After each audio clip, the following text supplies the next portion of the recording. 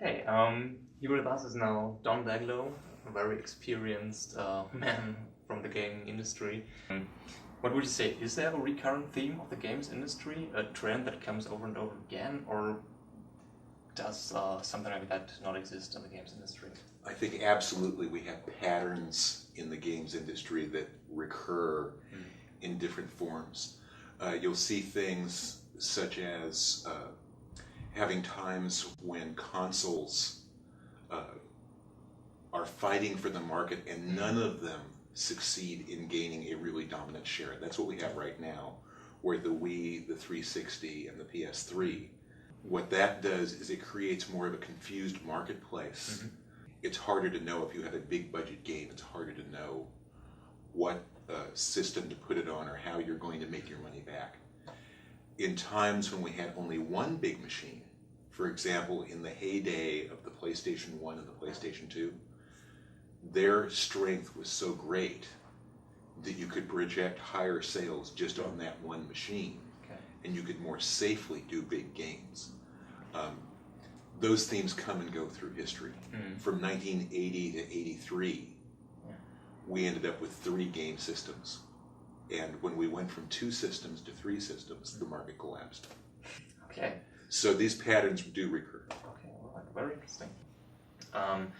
What would be your recommendation for a startup studio? Which platform business models would you suggest? I think anybody who's starting a new game studio is starting it for a reason. They have a game they want to build. They have something they're dying to do. So my advice to those studios is do the game you are dying to do, because that passion, that commitment you have for your craft, that's more important than any other strategy. Once you've taken that into account and the game you really want to build, you're setting out to do it, that's when the thinking process begins, and you can say, all right, I could do this on any of 4 different platforms.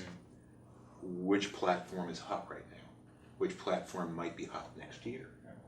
The kind of game I want to build. Are people playing that kind of game on this platform? I want to build an action adventure on the Xbox 360. Okay, that might be XBLA, that might be straight 360. Probably packaged goods are downloadable, maybe virtual goods in terms of business model, and you could think that through. But that process only begins when you've started with the passion that made you start your studio in the first place. On your blog, you describe quite a few business-making decisions and lessons that some would pay quite a lot to get here on an event like this. What are you saying about that you're giving away such value tips for free on your blog?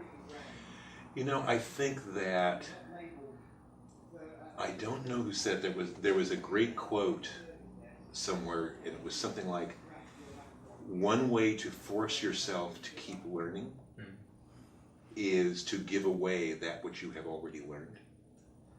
And after being a game developer for 40 years, one thing that's exciting that we get to do that's very different is we're still learning. We are constantly having to go, okay, I have to study this, I have to learn that, this is changing, I have to find a new way to do this. The old way doesn't work. Another pattern, over and over in games history, this happens. And that's exciting. You don't have a chance to get bored. Some people have jobs where they do the exact same thing for 40 years. So if people think the things that I share on my blog are valuable, that makes me feel great. But I do believe in that idea that you force yourself to learn by giving away what you already know. Is it possible to have a good work-life balance in the games industry? And what should be improved, perhaps?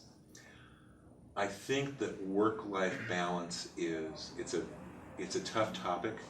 One thing that makes it hard is every individual has a different answer.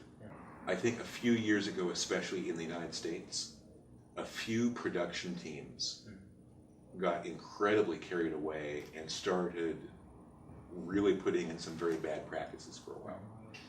It wasn't one company or another company, it was actually isolated teams inside different companies. On the other hand, so that I think that every team, every manager, every individual has to keep in mind, how do we meet our objectives and how do we treat our team like people and not like a battery. A battery, you use it up, oh, it's dead. Okay, we discard it. If we treat people that way, managers who treat people that way don't get to keep being managers. And I don't think there is a magic answer other than be aware of the issue, talk about it, think about it, try and find that balance. And managers have to support team members with families. The other half of it is, I sometimes hear people talking about limits and, it's a 9 to 5 or whatever like that. And I have not seen a time in this industry where thinking of bounding oneself by the clock as a mindset worked very well. At preserving your family life is very wise.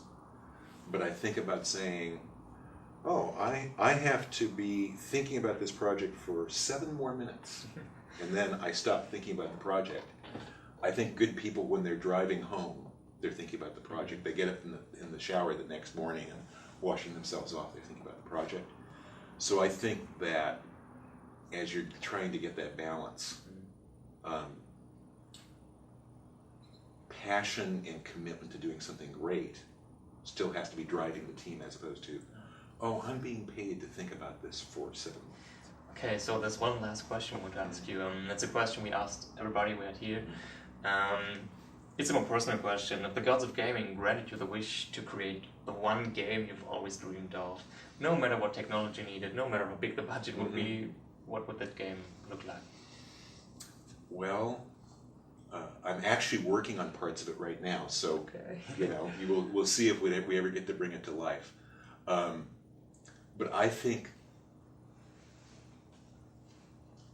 the best way to put that concisely would be any game where when people play it together, after they played a game I worked on, if they then talk about the experience of what it was like playing, and they found that to be fulfilling, and they found themselves relating that to real life, and they found themselves closer to the people they played with because they played my game. That's any game like that.